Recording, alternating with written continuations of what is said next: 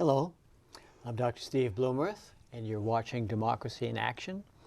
And this show is dedicated to the idea that when people participate in their world, whether it be their town, their state, or their country, that when they do unselfishly participate for the greater good, they are examples of what I like to call democracy in action. So that is what the show's title is. And the idea of the show is to encourage people to participate in many different ways to help make the world a better place.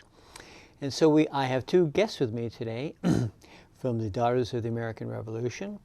To my immediate left is Polly Brown. She is the regent of the General Israel Putnam chapter of the Daughters of the American Revolution.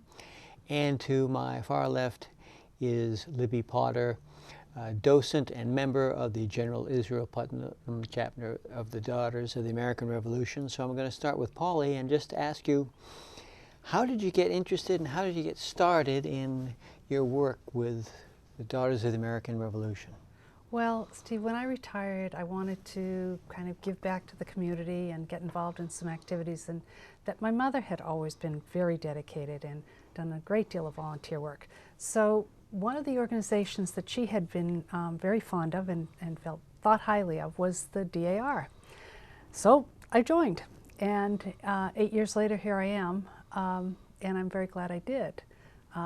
It's an interesting organization. It's a big organization, as you and I talked. The DAR originally was part of the Sons of the American Revolution, only they kicked us out.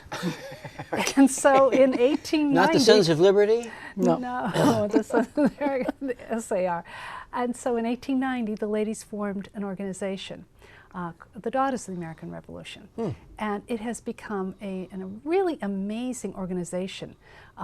They own, our national organization owns a city block in Washington, D.C., which houses the largest concert hall in D.C. They have a premier collection of manuscripts from the early American times. They have a great collection of pre-industrial American art. They have also probably one of the finest genealogy libraries, documentation that exists. And most ladies that join this organization like genealogy and they like history. But we're a service organization. It's open to members 18 years old to whatever. So we have gals that go up to 100 and plus. And all you have to do, it's regardless of race, religion, or ethnicity. You only have to prove a lineage, a link to some ancestor that did something, is a patriot, did something for the revolution. Now, that's the American Revolution. The American Revolution, yes, indeed. That's a broad group of people. Some of these people were, you know, we think of Lexington and Concord, those were militiamen largely, but you had Boston Tea Party, you had people in the Navy, people in the Army, but you also had civil servants like town clerks, sheriffs, jail keepers, judges, all the people that kept our government going during the Revolution. Before there was really much of a government. Right. These are people that kind of supported, kept it going. And also people gave money. Money and food and, you know, horses or whatever they had. And people signed documents that were called oaths of loyalty to the government. So anybody who did, if you can find anybody in your background that was probably here during that time period in the 1770s, chances are that person did something, because those people who were against the revolution, they're not here. They left. It was not a pleasant time. They were called Tories and they left. So to move us into current times, there are 185,000 members of the DAR today. There are 3,000 chapters, and the chapter in Danvers, the General Israel Putnam chapter, we're one of those chapters. We follow the national programs, and they are in three major areas. We do community service in the area of education, historic preservation, and patriotism. In the area of education, we do all kinds of things. We have sponsored an essay contest periodically over the years. We award Good Citizens Awards to seniors in high schools for outstanding academics and overall contribution to their community. We have awards for JROTC, outstanding students in that area. We do, whatever our members are interested in, we can do projects for, let's say somebody needed help in literacy. Mm-hmm. We will tutor people. We will help people get their citizenship. So there's just a myriad of things we do. And of course, there's education of our members. We constantly, as we all get older, we still need to learn about history. And most of the gals, are interested. So we do a lot of programs in that area too. Do you have a liaison with the local high school? We do. We have with all of them. Our members, there are about 80 members of our chapter. They come from all over Essex County. So Mm-hmm. a whole hunk of them are from Danvers, but they're from many other towns as well. And so we have gals that go to the local high schools, both public and private, and ask them to recommend students for these awards. So we're in the process of doing that right now. In terms of education, though, I think we've learned lately that so many people graduating from high school don't know the first thing about history, and particularly American history. And I'm guessing that probably the Daughters of the American Revolution may have some ability to pass on some of this history that otherwise might not be known. Well, we are always happy to do that, and some of our members do volunteer.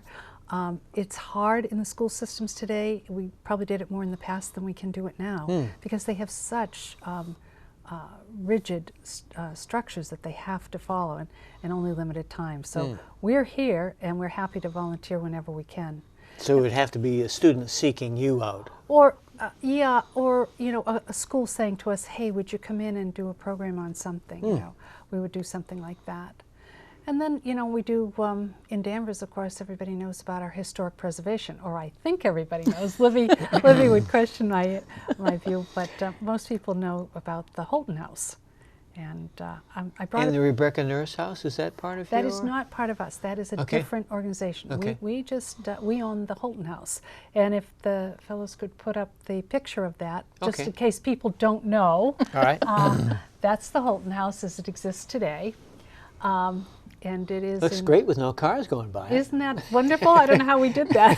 It had to be a very quick exposure. It must have been. But that house was purchased by our chapter. Our chapter was formed in 1898, and that house was purchased in 1921. And the ladies got $3,000 together, which sounds like a paltry sum of money today, but that was big dollars in those days. Oh, yes, of course. And they put $1,500 in towards, and took out a mortgage, and then they put the other $1,500 towards renovation of the house.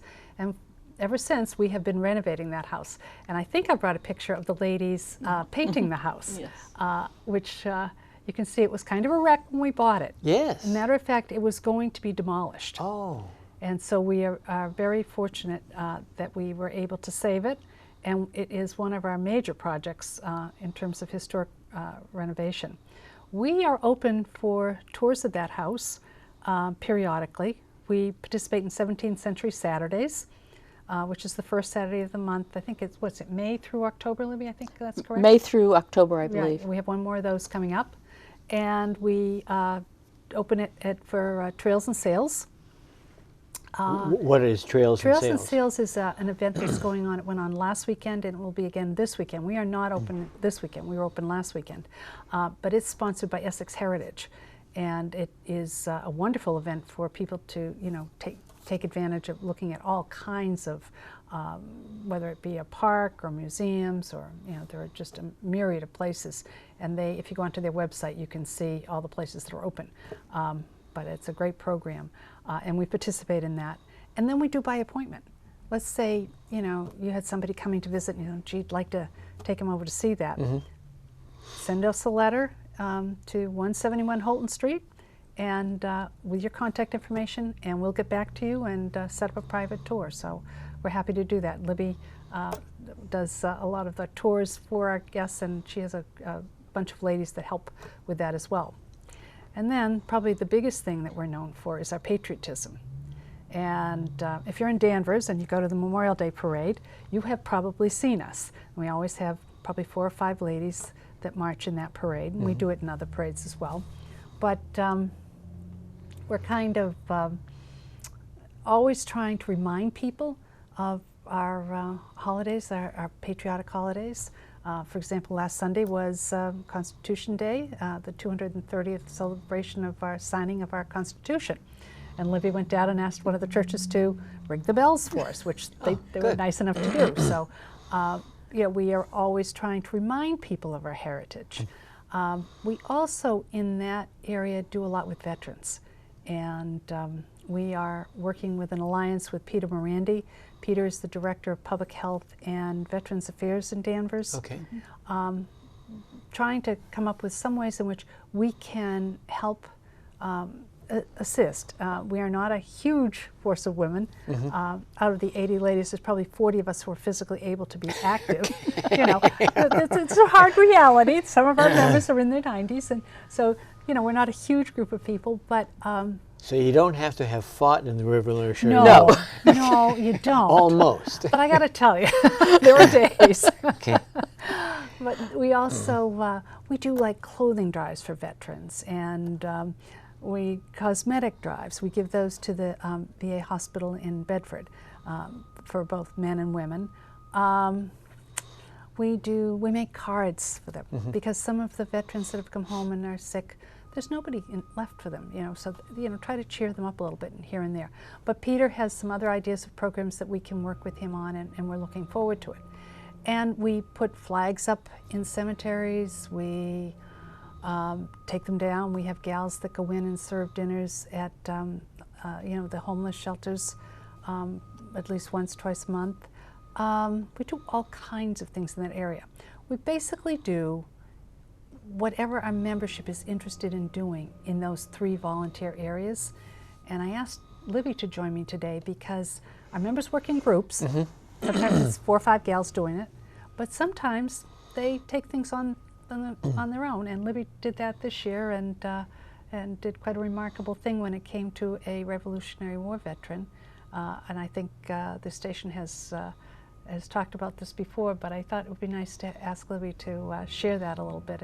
Okay, Libby, I guess we should talk about your core interests for the Daughters of the American Revolution.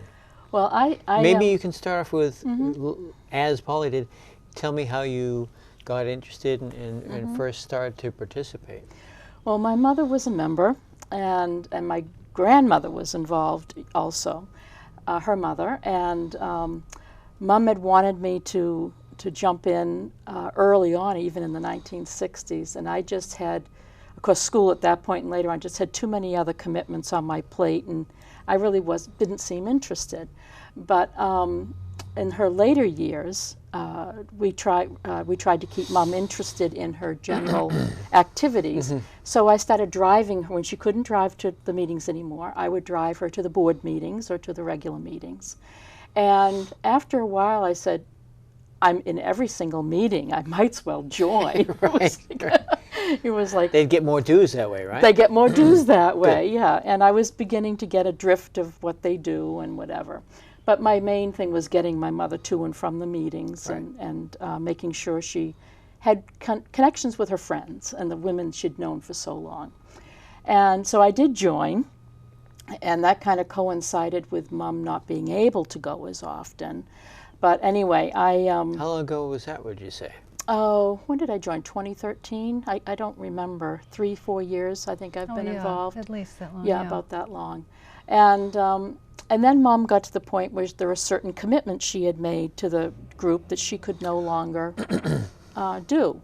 And one of them was the Memorial Day Parade, and yet she still wanted to be in the parade, so I said I would just kind of jumped in to take care of the organization piece and make sure she got there and that we were in it.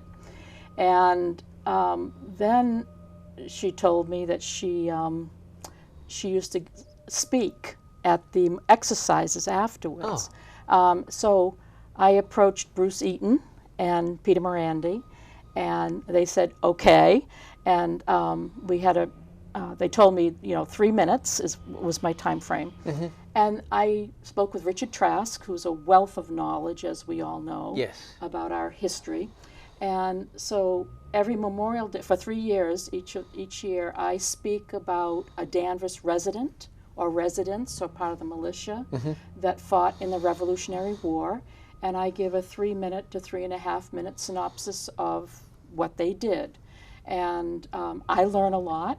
And the purpose is patriotism, of course, and education, and hope to educate the people who are there listening of the value that Danvers gave to the Revolutionary War. And we really were a major player in the war. And we actually have 4 men who grew up here who became generals. And so I've spoken. I know one. Yep. So tell me, who are the other 3? I don't have the other 3 on the top of my head. Sorry, Steve. Okay, but gotcha. General Israel Putnam, of course, is one, and I spoke Yeah. about him this past year, and I intend to speak about the other 3 in years to come, and I'll study up on them before I do. Okay. Okay, and I usually publish my talk in the paper at that same time, and because I do that, Peter Morandi this year had a young man from Pennsylvania approach him, and Richard Trask did also.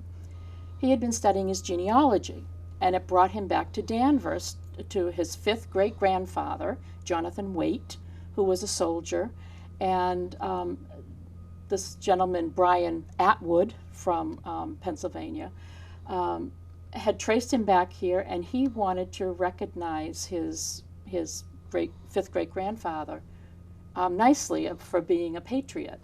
And so Peter said, why don't you talk to Libby Potter? She's involved in this kind of stuff, Well, I had no idea what I was getting into. But what we did was a rededication of a gravesite for his 5th great-grandfather, Jonathan Waitt, which happens to be in the High Street Porter Burial Ground Cemetery, which is our Revolutionary War cemetery here in Danvers. Now, had you known that in advance, or did you have to go through and find it? Brian, working with Richard Trask over the course of a year and a half, found him. Took a year and a half to find it? It took a year and a half. Wow. His grave marker, it lays flat, and it's been weathered so much from the elements that you could no longer read the marker. And so, Brian wasn't able to find him. And it took a year and a half of he and Richard getting in touch and studying and figuring out and whatever to actually locate Jonathan in that cemetery. Sounds like the history detectives. It is. It really is. And for those of us who do genealogy, it's addicting. And once you get into it, it's like you feel like you're starting to getting to know your ancestors. Yeah. You're starting to get to know who they are. Yeah. And Brian's he's in the performing arts. Oh, okay. He's in the performing arts. And as he and I talked to do this rededication, he had certain ideas about what he wanted to see as a ceremony. And Brian and I spoke on the phone every Friday for about 2 hours for the course of 2 months. I hope you had a good long-distance service then. Yes.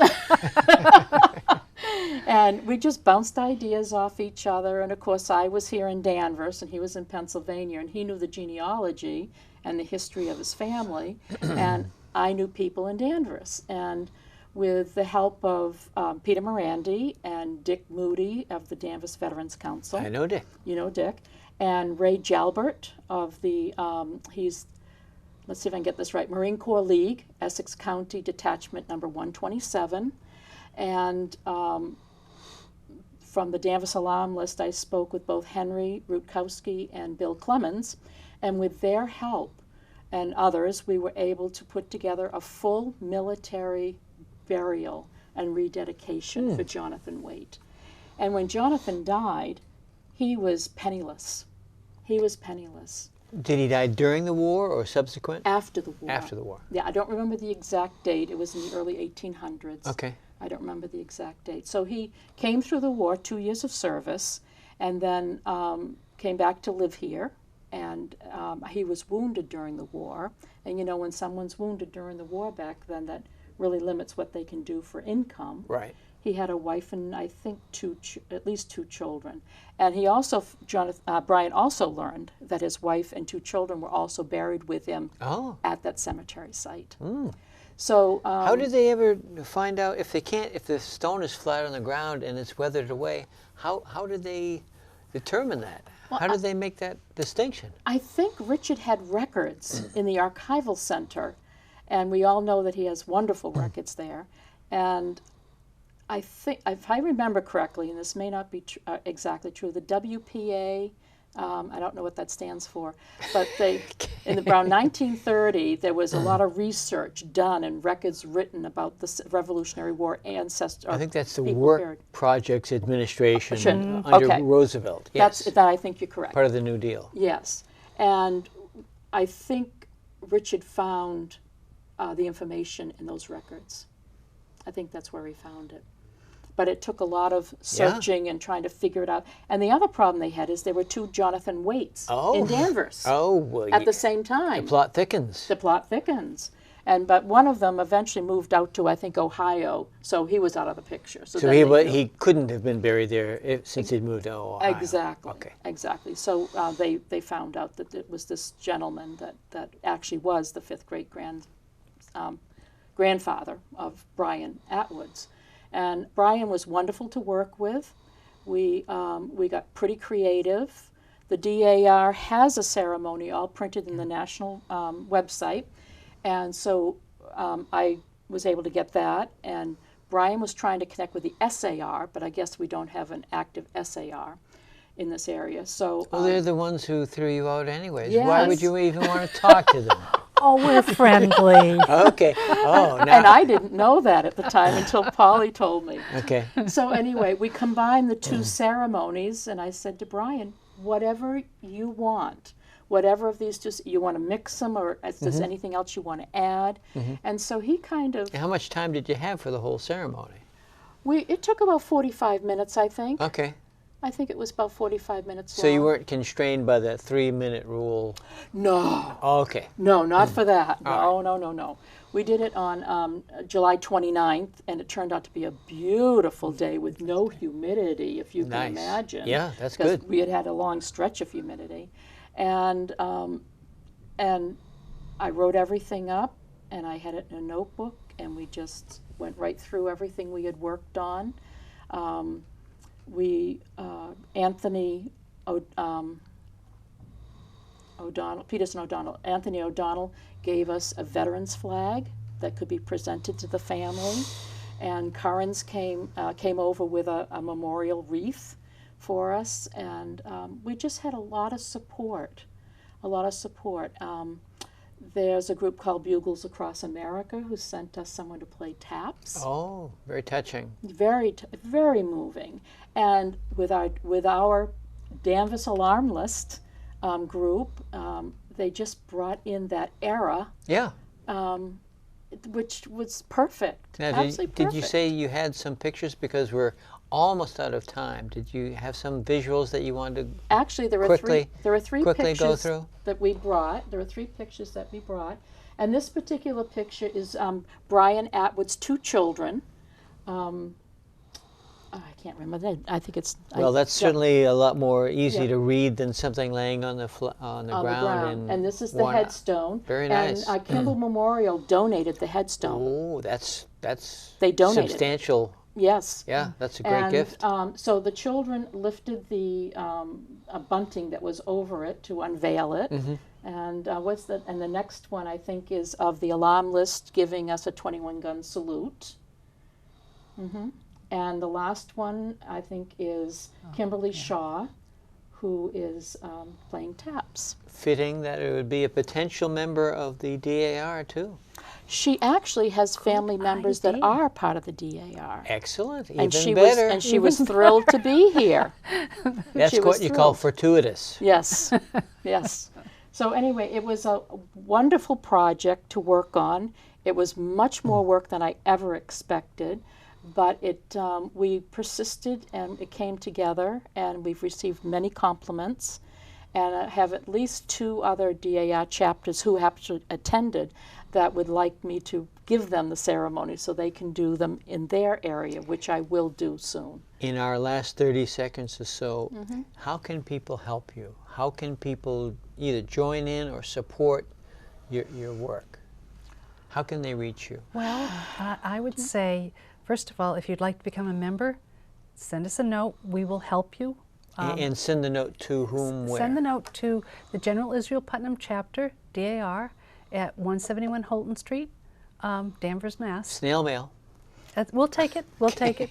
Very good. It's the easiest mode. And we will get in touch with you and we will help you. Or they can go onto the DAR website. But we would be glad to help you and we'll show you how to do it. And we would love to have you join us. We have a lot of fun and try to do some good for the community at the same time. I think you do. And people could come take a tour.